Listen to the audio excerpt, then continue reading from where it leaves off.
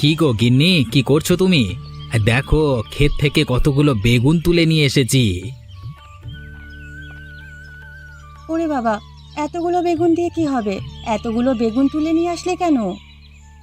কি আর করব, বেগুনগুলো খাবো বোধহয়, সেই জন্যই নিয়ে এসেছি। নিজের ক্ষেতের বেগুন নিশ্চয়ই অনেক মজার হবে। আরে বেগুন যে রান্না করব, চিংড়ি মাছ তো থাকতে হবে বা অন্য কোনো মাছ। তাছাড়া কি বেগুন রান্না হয় বলো তো?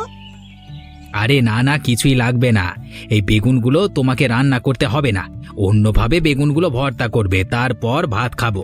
বেগুনগুলো দিয়ে গরম ভাত খেতে ভারী মজার হবে হে। তাহলে কিভাবে ভর্তা করব?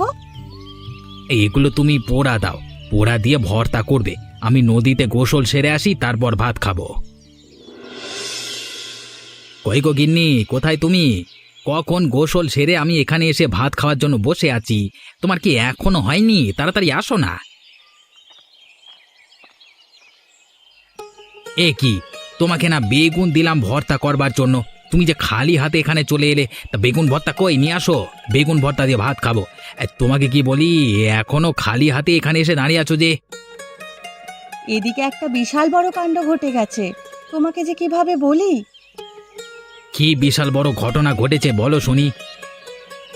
আমি বেগুনগুলো চুলোয় দিয়ে ভাতের পাতিল রাখতে ঘরে এসেছিলাম, গিয়ে দেখি একটা কুকুর সেই বেগুন পোড়াগুলো নিয়ে পালিয়ে গেছে। এসব কি বলছো তুমি?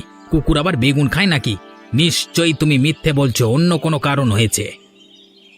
না না, অন্য কিচ্ছু হয়নি, আমি তোমাকে সত্যি বলছি। এই কুকুরটা বেগুন টপ টপ সব খায়।